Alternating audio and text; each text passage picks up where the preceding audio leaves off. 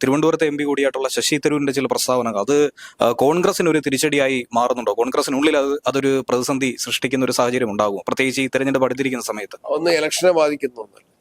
അത്തരത്തിലുള്ള ഒരു എന്തെങ്കിലും തരത്തിലുള്ള വിലക്കോ മറ്റു കാര്യങ്ങളോ ശശി തരൂരിന് മേൽ? ഇല്ല, അദ്ദേഹം CWC മെമ്പറാണ്. അദ്ദേഹത്തെ വിലക്കാൻ എനിക്കാവില്ലല്ലോ. അദ്ദേഹം എന്നിരുന്നാലും ഒരു സൗഹൃദ സംഭാഷണം എന്ന രീതിയിൽ നടത്താം. ഏകാധിപത്യ പാർട്ടിയല്ലല്ലോ കോൺഗ്രസ്. ചിലപ്പോൾ ഒരാളെ ആഗ്രഹിക്കുന്ന എനിക്ക് സ്ഥാനാർത്ഥിത്വം വേണമെന്ന് ഞാൻ ആഗ്രഹിച്ചാൽ ചിലപ്പം ഞാനായിരിക്കില്ല സ്ഥാനാർത്ഥി. ചില സ്ഥലങ്ങളിൽ ചെറിയ നീരസോ ചെറിയ നിരാശയോ ഒക്കെ ചിലർക്കെങ്കിലും ഉണ്ടാകും. ചിലപ്പം അത് തെരഞ്ഞെടുപ്പിനെ സാരമായി ഭൂരിപക്ഷം പാർട്ടി പ്രവർത്തകർ ഒറ്റക്കെട്ടാണ്. തെരഞ്ഞെടുപ്പിനെ അത് സാരമായി ബാധിക്കുമെന്ന് ഒരിക്കലും ബാധിക്കില്ല. വളരെ വിജയപ്രതീക്ഷയിലാണ്. നമസ്കാരം. സംസ്ഥാനത്ത് അടുത്തൊരു തദ്ദേശ തെരഞ്ഞെടുപ്പ് കൂടി വരുന്നു. ഏറെക്കാലമായി കാത്തിരുന്ന ആ തീയതി കൂടി ഇന്ന് തെരഞ്ഞെടുപ്പ് കമ്മീഷൻ പ്രഖ്യാപിച്ചിരിക്കുകയാണ്. അങ്ങനെ വാശിയേറിയ പോരാട്ട വീര്യത്തിൽ തന്നെയാണ് മൂന്ന് മുന്നണികളും. നമ്മോടൊപ്പം ഇപ്പോൾ ഈ വിശേഷവുമായി ബന്ധപ്പെട്ട് കാര്യങ്ങൾ പങ്കുവയ്ക്കാനായി KPCC സംസ്ഥാന അധ്യക്ഷൻ സണ്ണി ജോസഫ് ചേരുകയാണ്. നമസ്കാരം സാർ. ഇപ്പോ കോൺഗ്രസിനെ സംബന്ധിച്ച് നോക്കുകയാണെങ്കിൽ ആദ്യം തന്നെ സ്ഥാനാർത്ഥി പട്ടിക പുറത്തുവിട്ടുകൊണ്ട് പ്രചരണ രംഗത്ത് ബഹുദൂരം മുന്നേറിക്കൊണ്ടിരിക്കുകയാണ് കോൺഗ്രസ്. അപ്പോൾ ഇത്തവണത്തെ തെരഞ്ഞെടുപ്പ് പ്രത്യേകിച്ചും തിരുവനന്തപുരം കോർപ്പറേഷനെ സംബന്ധിച്ച് നോക്കുകയാണെങ്കിൽ ഇത്തവണ പിടിച്ചെടുക്കുമോ? ഉറപ്പായിട്ടും ഞങ്ങൾ തികഞ്ഞ വിജയപ്രതീക്ഷയിലാണ്. ഞങ്ങൾ നല്ല മുന്നൊരുക്കം നടത്തിയിട്ടുണ്ട്. നല്ല സ്ഥാനാർത്ഥികളെ ആദ്യമേ പ്രഖ്യാപിക്കാൻ സാധിച്ചു. UDF-ല് നല്ല ഐക്യമുണ്ട്. ഇനിയും ഞങ്ങൾക്ക് മുന്നേറാൻ സാധിക്കും. ഞങ്ങള് വാർഡ് കമ്മിറ്റികളെ ശാക്തീകരിച്ചു, വാർഡ് കമ്മിറ്റികൾ രൂപീകരിച്ചു.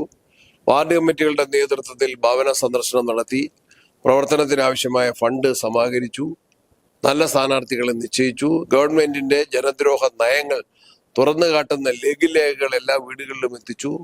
പ്രധാനപ്പെട്ട ജീവൽ പ്രശ്നങ്ങൾ, വിലക്കയറ്റം, തൊഴിലില്ലായ്മ, കാർഷിക മേഖലയുടെ തകർച്ച, തീരദേശ പ്രദേശങ്ങളോടുള്ള സർക്കാരിന്റെ അവഗണന, ആരോഗ്യരംഗത്തെ വൻ പരാജയങ്ങൾ, വിദ്യാഭ്യാസ മേഖലയുടെ നയരാഹിത്യം, പിന്നോട്ടടിക്കൽ, രാഷ്ട്രീയവൽക്കരണം, ഇതെല്ലാം തന്നെ ഞങ്ങൾ സമർത്ഥമായിട്ട് ജനങ്ങളുടെ മുമ്പിൽ അവതരിപ്പിച്ചിട്ടുണ്ട്.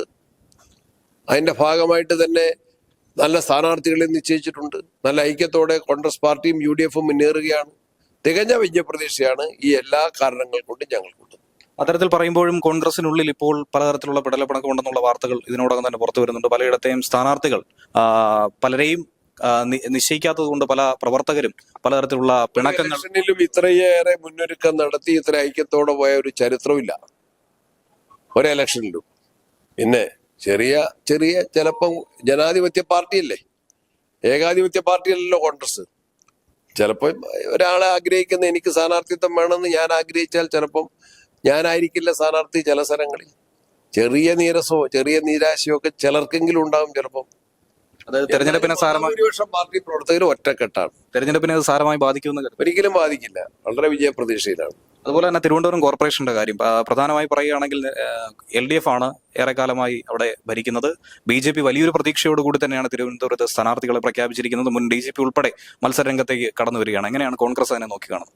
കോൺഗ്രസ് ആണ് സത്യത്തിൽ ഈ തിരുവനന്തപുരം കോർപ്പറേഷന്റെ ഭരണപരാജയങ്ങൾ ചൂണ്ടിക്കാട്ടി ഇന്ന് തന്നെ K. മുരളീധരന്റെ നേതൃത്വത്തിൽ ജാഥ നടന്നുകൊണ്ടിരിക്കുകയാണ്.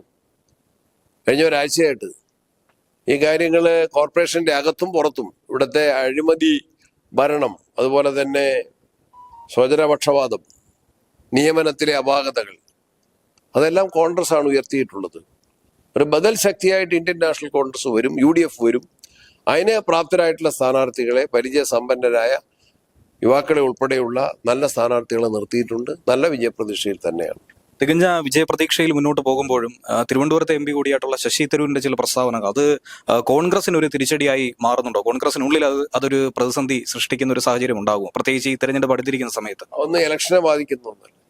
അത്തരത്തിലുള്ള ഒരു എന്തെങ്കിലും തരത്തിലുള്ള വിലക്കോ മറ്റു കാര്യങ്ങളോ ശശി തരൂരിന് മേൽ? ഇല്ല, അദ്ദേഹം CWC മെമ്പറാണ്. അദ്ദേഹത്തെ വിലക്കാൻ എനിക്കാവില്ലല്ലോ. അദ്ദേഹം എന്നിരുന്നാലും ഒരു സൗഹൃദ സംഭാഷണം എന്ന രീതിയിൽ നടത്താം.